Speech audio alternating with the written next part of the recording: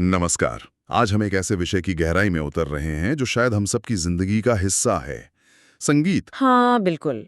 लेकिन हम सिर्फ इसके मनोरंजन वाले पहलू की बात नहीं करेंगे, बल्कि संगीत और हमारे दिमाग मतलब मानव मस्तिष्क के बीच के हैरत अंगेज रिश्ते को समझेंगे। जी, ये कैसे हमारे विचारों, भावनाओं, यादों और यहाँ तक कि हमारी सेहत पर असर डालता है। बिल्कुल। और इस पड़ताल के लिए हमारे पास कई दिलचस्प स्रोत भी हैं, जैसे वैज्ञानिक शोध पत्र, पबमेड सेंट्रल यानी पीएमसी से लेख हैं, अच्छा। और साथ ही जनसत्ता, जागरण, वेबमेडी, रविवार दिल्ली, विज्ञानम जैसे पब्लिकेशंस के लेख भी। कुछ एकेडमिक जर्नल्स के हिस्से भी हैं, तो एक काफी अच्छी तस्वीर मिलती है इनसे। सही कहा।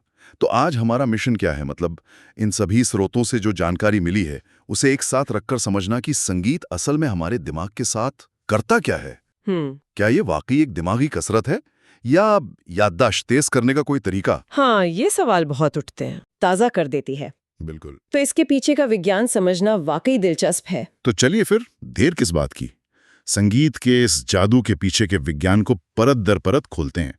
सबसे पहले एकदम बेसिक सवाल से शुरू करते हैं।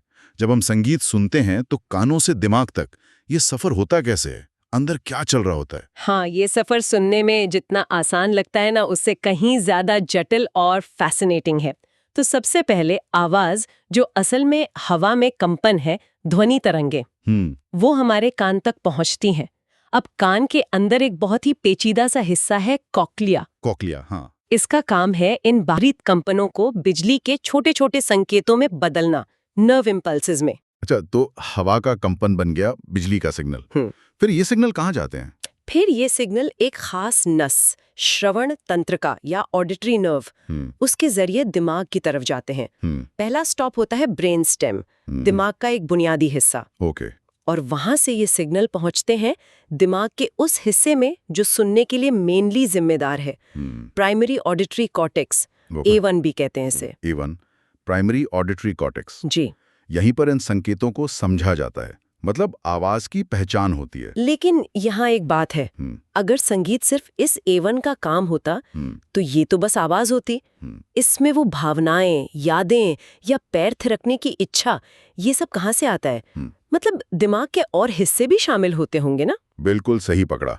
संगीत सुनना सिर्फ A1 तक ही सीमित नहीं है, जैसा कि पीएमसी के शोध भी बताते हैं। संगीत तो एक तरह से पूरे दिमाग को जगा देता है। पूरे दिमाग को। हाँ, इसमें मोटर क्षेत्र यानी मोटर एरियाज सक्रिय हो जाते हैं, तभी तो अच्छा संगीत सुनकर पैर खुद ब खुद थिरकने लगते हैं। हाँ, बिल्कुल, या हम ताल देने लगते हैं। एग्जैक्टली। और साथ ही बेसल गैंग्लिया और सेरिबालम जैसे हिस्से भी काम में जुट जाते हैं।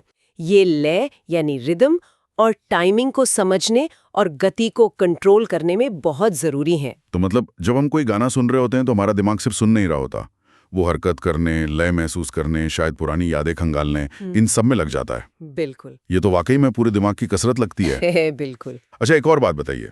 संगीत में दो मुख्य चीजें हैं, सुर यानी पिच और लय यानी रिदम। क्या दिमाग इन दोनों को एक ही तरह से समझता है या अलग-अलग? नहीं, और यही दिमाग की कारीगरी दिखती है।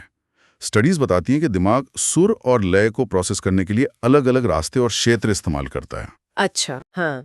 सुरों की पहचान और प्रोसेसिंग के लिए ऑडिटरी कॉर्टेक्स के आसपास के क्षेत्र ज्यादा एक्टिव होते हैं, जबकि लय को समझने और उस पर रिएक्ट करने में सेरिबेलम, बेसल गैंग्लिया और मोटर सिस्टम वाले हिस्से ज्यादा महत्वपूर्ण भूमिका निभाते हैं। ये दिखाता है कि संगीत कितना मल्टी डायमेंशनल अनुभव है। बिल्कुल। ये तो हुई सुनने की बात, लेकिन जब कोई खुद संगीत बजाता है, जैसे कोई गिटार बजा रहा है या पियानो, तब तो दिमाग पर और भी ज्यादा काम पड़ता होगा। ज्यादा काम नहीं, कहीं एक अद्भुत तालमेल देखने को मिलता है। संगीत बजाना या म्यूजिक परफॉर्मेंस सुनने से कहीं ज्यादा जटिल है। कैसे? देखिए, इसमें बहुत ही सटीक मोटो कंट्रोल चाहिए, मतलब उंगलियों या शरीर के दूसरे हिस्सों की सही समय पर सही हरकत, और साथ ही लगातार ऑडिटरी फीडबैक भी चाहिए। ऑडिटरी फीडबैक मतलब जो आप बजा रहे हैं उसे सुनकर तुरंत समझना कि वो सही है या नहीं, और जरूरत पड़ने पर अपनी हरकत को सुधारना। अरे वाह, मतलब दिमाग को एक ही समय पर प्लान करना है, एक्शन करना है और फिर नतीजे को सुनकर एडजस्ट भी करना है। कौन से हिस्से इसमें खास भूमिका निभाते हैं? हाँ, ये एक लगातार चलने वाला डायलॉग है दिमाग और शरीर के बीच। इसमें प्री मोटर कॉर्टेक्स बहुत अहम है, जो हरकत की योजना बनाता है। ओके। सेरेबेलम टाइमिंग और मूवमेंट को स्मूथ बनाने में मदद करता है, और बेसल गैंग्लिया इन हरकतों को सीखने और आदत बनाने में। ये सब मिलकर एक खूबसूरत सिम्फनी की तरह काम करते हैं दिमाग के अंदर। समझ गया, कमाल है। अब उस पहलू पर आते हैं जो शायद संगीत को सबसे ज्यादा जादुई बनाता है, उसका हमारी भावनाओं से कनेक्शन। हाँ, इमोशंस। वो पसंदीदा गाना सुन के चेहरे पे मुस्कान आ जाना, या किसी धुन से आंखें नम हो जाना, या फिर वो रोंगटे खड़े हो जाने वाला अनुभव, म्यूजिकल फ्रिसन जिसे कहते हैं। हाँ, वो सिहरन। हाँ, वो अनोखी सहरन। इसके पीछे दिमाग में कौन से केमिकल लोचे होते हैं? केमिकल लोचा शायद सही है। इसके पीछे हमारे दिमाग के कुछ खास रसायन, न्यूरोट्रांसमीटर्स, वो काम करते हैं, और इनमें सबसे बड़ा खिलाड़ी है डोपामाइन। डोपामाइन, हाँ, सुना है इसके बारे में। बिल्कुल। कई स्रोत जैसे पीएमसी, जनसत्ता, वेबमेडी सब इस पर सहमत हैं कि जब हम ऐसा संगीत सुनते हैं जो हमें बहुत पसंद है, जो हमें आनंद देता है, तो हमारे दिमाग का रिवॉर्ड सिस्टम एक्टिवेट हो जाता है और डोपामाइन रिलीज होता है। रिवॉर्ड सिस्टम, मतलब डोपामाइन को हैप्पी हार्मोन या फील गुड केमिकल भी कहते हैं। तो संगीत सुनने से वैसी ही खुशी मिलती है जैसे कोई पसंदीदा चीज खाने से। बिल्कुल, ये डोपामाइन ही हमें खुशी, उत्साह, संतुष्टि की भावना देता है। और दिलचस्प बात यह है, जैसा शोध बताते हैं, कि संगीत दिमाग के उन्हीं आनंद केंद्रों को एक्टिवेट करता है, जैसे वेंट्रल स्ट्राइएटम, अमिगडाला, जो भोजन से या पैसे जीतने से, अच्छा, हाँ, यहाँ तक कि कुछ नशीले पदार्थों से भी सक्रिय होते हैं। ये दिखाता है कि संगीत हमारे लिए कितना शक्तिशाली और नेचुरली रिवॉर्डिंग अनुभव है। तो क्या इसका मतलब ये हुआ कि संगीत की लत भी लग सकती है, जैसे दूसरी डोपामाइन बढ़ाने वाली चीजों की? ये एक दिलचस्प सवाल है। देखिए, लत शब्द शायद थोड़ा ज्यादा हो जाएगा, क्योंकि संगीत उस तरह की फिजिकल डिपेंडेंसी पैदा नहीं करता। हाँ, वो तो है। पर हाँ, पसंदीदा संगीत सुनने की जो तेज इच्छा होती है, हाँ। या उससे मिलने वाली खुशी की तलाश, वो डोपामिन सिस्टम के एक्टिव होने का ही नतीजा है। हम उस अनुभव को दोहराना चाहते हैं जो हमें अच्छा महसूस कराता है। ठीक है। डोपामाइन के अलावा एंडोर्फिन का भी जिक्र आता है, उनका क्या रोल है? एंडोर्फिन भी बहुत महत्वपूर्ण है। ये हमारे शरीर के प्राकृतिक दर्द निवारक हैं। Natural pain killers. हाँ, और ये तनाव कम करने में भी मदद करते हैं। शोध भी इस ओर इशारा करते हैं कि संगीत सुनने से दर्द की अनुभूति कम हो सकती है। इसमें एंडोर्फिन का रिलीज होना एक संभावित कारण हो सकता है। कमाल है। कुछ स्टडीज में तो ये भी देखा गया है कि सर्जरी के बाद संगीत सुनने से मरीजों को कम दर्द महसूस हुआ, और ये दिल की सेहत के लिए भी फायदेमंद माने जाते हैं। ये तो गजब है। मतलब डोपामीन खुशी दे रहा है, एंडोर्फिन दर्द कम कर रहा है। क्या इस पार्टी में और भी न्यूरोट्रांसमीटर शामिल है, जैसे सेरोटोनिन या ऑक्सीटोसिन? इनके बारे में भी पढ़ा था। हाँ हाँ, बिल्कुल। ये दोनों भी अपनी अपनी भूमिका निभाते हैं। सेरोटोनिन, जो आमतौर पर मूड कंट्रोल और वेलबींग से जुड़ा है, वो संगीत की भावनात्मक क्वालिटी को समझने में मदद करता है। मतलब ये तय करने में कि संगीत हमें सुखद लग रहा है या दुखद, शांत महसूस करा रहा है या उत्साहित। अच्छा, और ऑक्सीटोसिन, जिसे लव हार्मोन कहते हैं? हाँ, ऑक्सीटोसिन संगीत के सामाजिक पहलू को बहुत खूबसूरती से दिखाता है। सामाजिक पहलू कैसे? जब लोग मिलकर गाते हैं या किसी कॉन्सर्ट में एक साथ संगीत का अनुभव करते हैं, तो उनके शरीर में ऑक्सीटोसिन का लेवल बढ़ सकता है। सच में? जी, और ये हार्मोन हमें दूसरों से जुड़ा हुआ महसूस कराता है, विश्वास बढ़ाता है, सोशल बॉन्डिंग को मजबूत करता है। ये सिर्फ अच्छा महसूस करने की बात नहीं है, ये सामाजिक जुड़ाव का केमिकल है। वाह! जब लोग साथ गाते या बजाते हैं ना, तो संगीत सचमुच उन्हें एक दूसरे के करीब लाता है, एक अदृश्य धागे की तरह। ये ऑक्सीटोसिन का कमाल है। ये बताता है कि संगीत हमारी सोशल लाइफ में कितना गहरा रचा बसा है। वाह! ये जानना कि संगीत सिर्फ पर्सनल एक्सपीरियंस नहीं है, बल्कि हमें सामाजिक रूप से जोड़ने का भी एक शक्तिशाली जरिया है, ये वाकई अद्भुत है। चलिए, अब एक और बड़े दावे की ओर बढ़ते हैं। कई लेख संगीत सुनने को दिमाग के लिए सबसे बढ़िया कसरत बताते हैं। क्या ये सिर्फ कहने की बात है या इसमें वाकई दम है?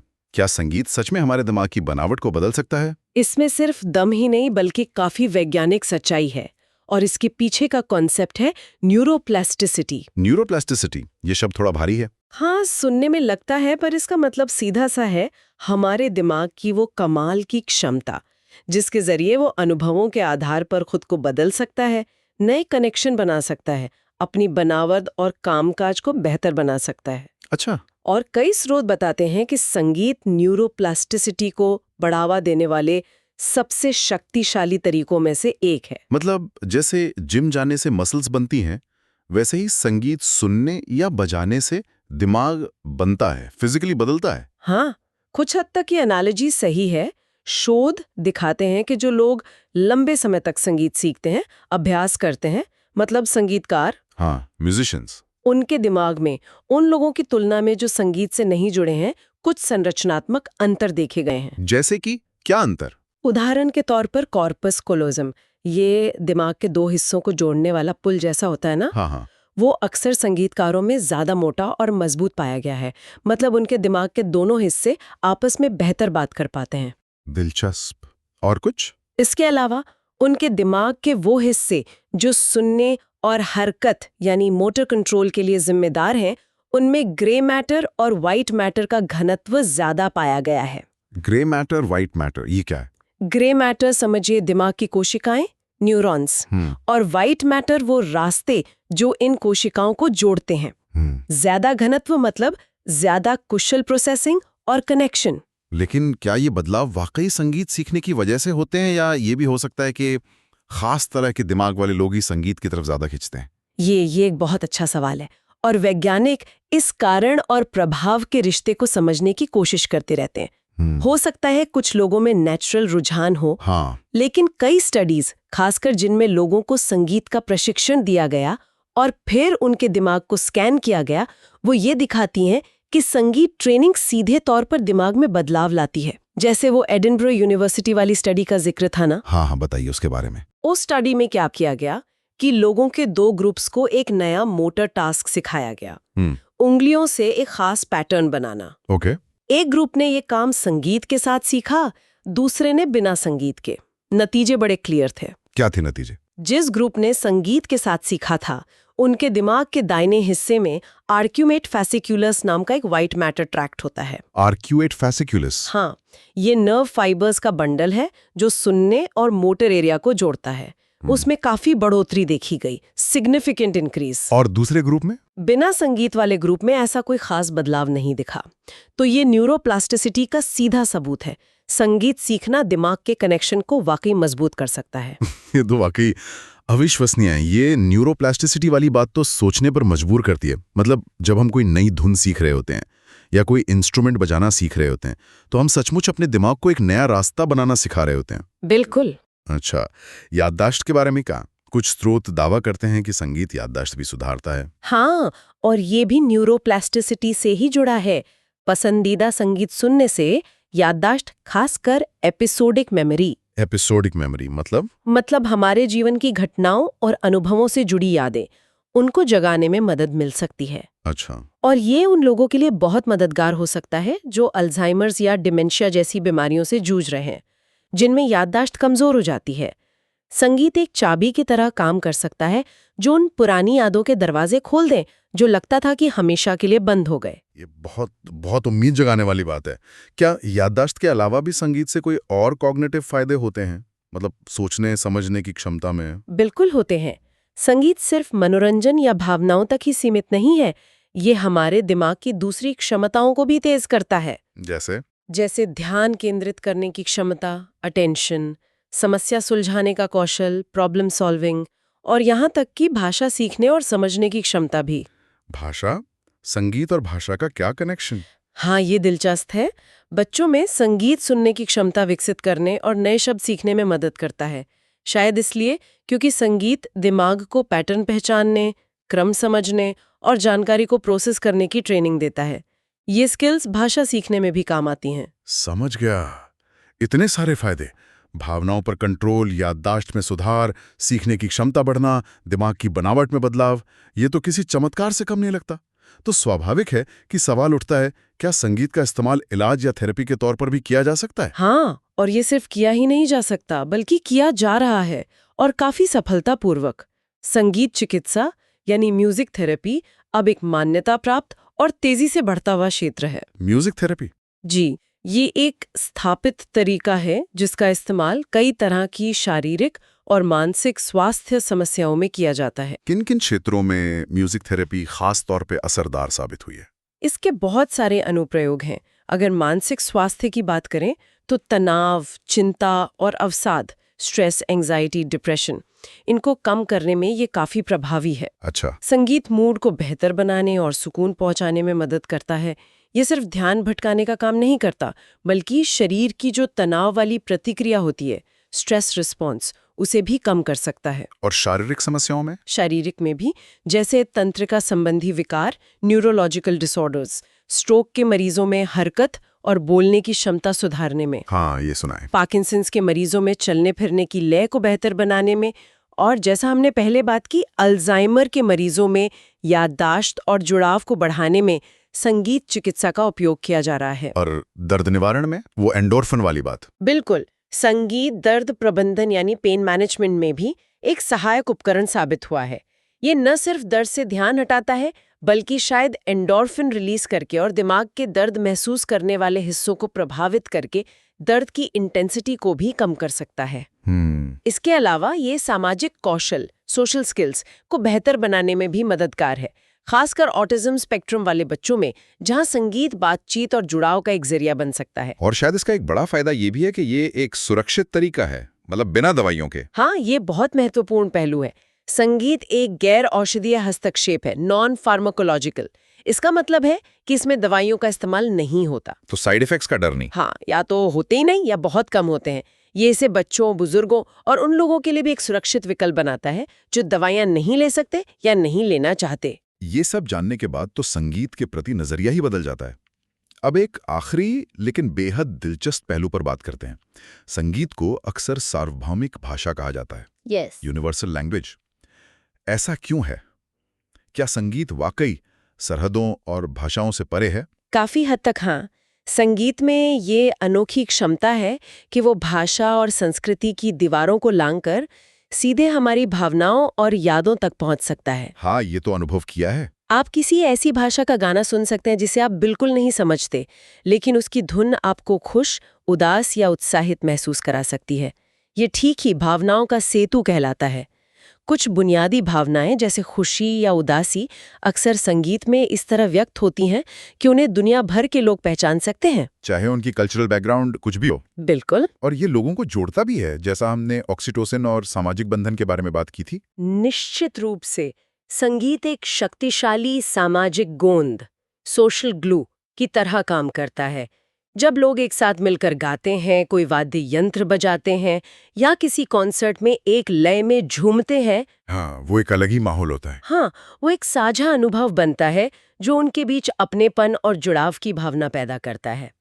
और जैसा हमने पहले चर्चा की, ये सामूहिक संगीत गतिविधियां एंडोर्फिन और ऑक्सीटोसिन जैसे हार्मोन रिलीज करती हैं। अच्छा। जो न सिर्फ व्यक्तिगत रूप से अच्छा महसूस कराती हैं, बल्कि समूह के बीच सामंजस्य और सहयोग को भी बढ़ावा देती हैं। तो चलिए इस गहरी और रोमांचक चर्चा को समेटते हैं। हमने आज समझा कि संगीत महज कानों को अच्छा लगने वाली ध्वनियों का समूह नहीं है।